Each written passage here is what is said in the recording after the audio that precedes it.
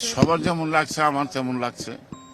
আমার একটু বেশি লাগছে, সেটা হলো একটা স্বস্তি যে আমাদের নেতার কথা শুনে আমরা কাজ করছি। এখন সামনে থেকে তিনি নেতৃত্ব দিবেন, এটাতে আমাদের শক্তি, সামর্থ্য, মনোবল সব দিক দিয়েই কিন্তু প্রসারিত এবং বিস্তারিত হবে। পার্থক্য সেদিন তো আমরা এই পর্যন্ত আসতে পারিনি, তাকে সরাসরি হসপিটাল থেকে নিয়ে আসছে। তো সুতরাং আজকে আমরা সরাসরি তাকে বরণ করব।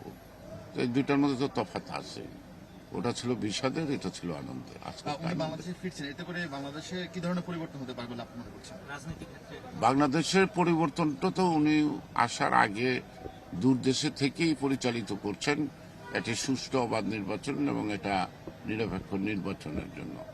সেটা আদায় না করতে বললেও আমরা একটা আবহ দেখছি যে সেই পথে সরকার এবং নির্বাচন কমিশনের পথ চলছে। আমরা সরকারকে সহযোগিতা করব, জনগণের ভোটাধিকার প্রতিষ্ঠিত করব। সুতরাং সেই প্রতিষ্ঠার মধ্য দিয়েই একটা সফল গণতান্ত্রিক রাষ্ট্র ব্যবস্থা গড়ে উঠবে ভবিষ্যতে। এটি জনগণের প্রত্যাশা। সেই প্রত্যাশা পূরণের জন্যই আমরা সক্রিয় থাকবো। আমাদের নির্বাচনের নেতৃত্ব দিবেন, সবকিছুতেই নেতৃত্ব দেবে।